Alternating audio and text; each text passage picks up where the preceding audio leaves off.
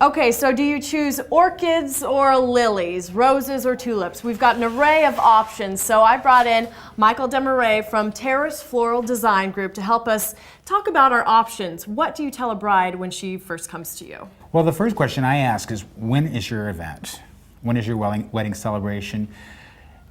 Flowers are seasonal, but with the way technology is today, we can get flowers from all over the world. Something's in season somewhere in the world.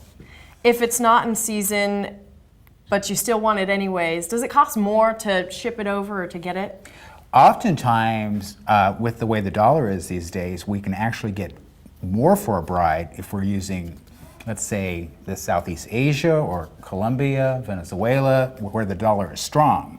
So using an experienced florist that knows the market and the way flowers are auctioned on a daily basis, can really help them stretch the budget. So how do you work out price? Do you have a package deal, or do you say we're going to do, the bride's flowers and a couple other centerpieces? How does it work? When they call us for a consultation, which is always free of charge, we ask them to go through all the national and international bridal magazines and just clip and cut. Bring us pictures of what your fantasy is. At that point, we can lay out, tell them what's in season, what the affordability is. Then we go in and talk to them about their venue. Venue is probably about 50% of the ambiance. The floral, the way the table's set, the linens, the set decoration, the cake, all of that. So we can walk them through every stage of their celebration. How does one florist differ from another? That's a great question. There's a lot of florists out there. There's not a lot of designers out there. There's a lot of repetition in this business. People will try to copy. Look for fresh, unique things maybe you haven't seen before.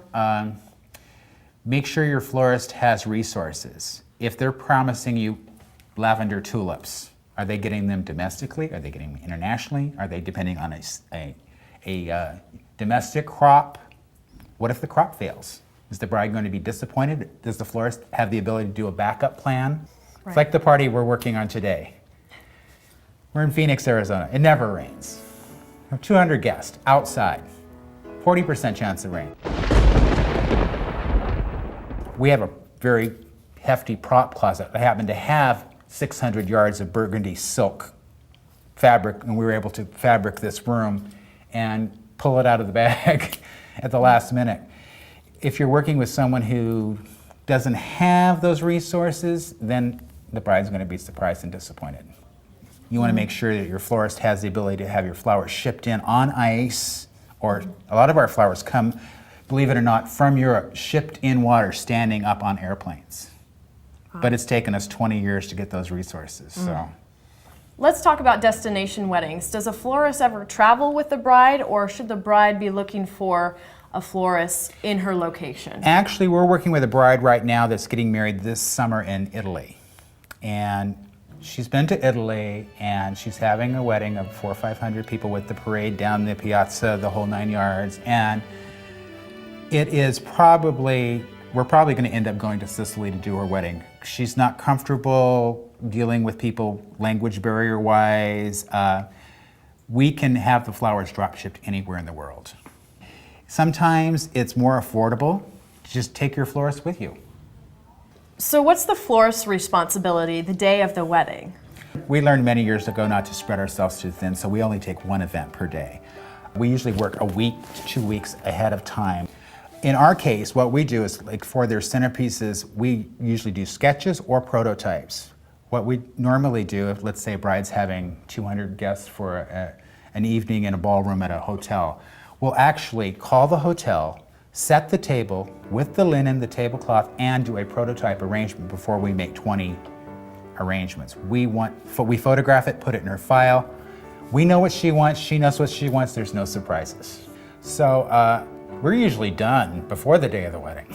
It's just a matter of logistically loading the florals and getting them to the venue. Typically at a wedding, let's take a 400-person wedding here in Phoenix at the Wrigley Mansion, which we are their preferred vendor, and we do a wedding there just about once a week in high season. We will start at around 7 o'clock in the morning. We will arrive on site about 9 a.m.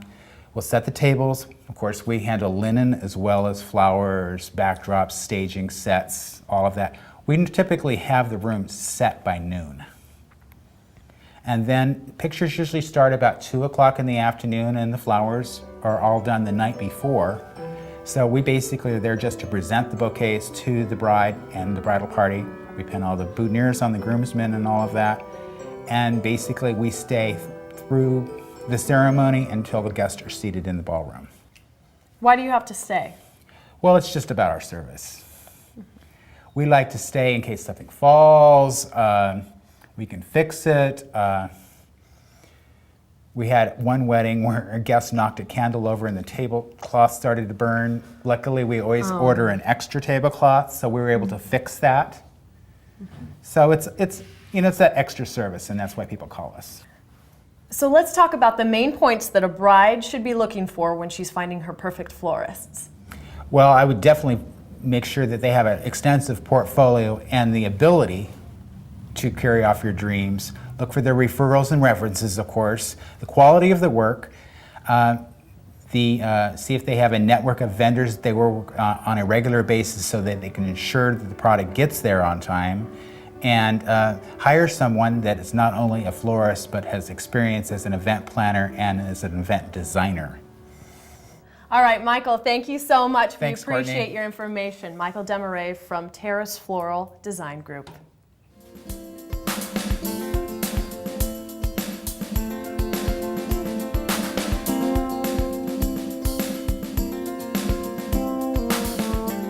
Well, that's our show. Thank you for watching this edition of A Perfect Wedding Plan.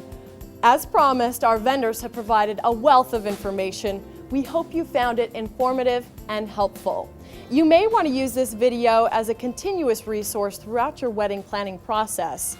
As we know, it can be a long road to the altar.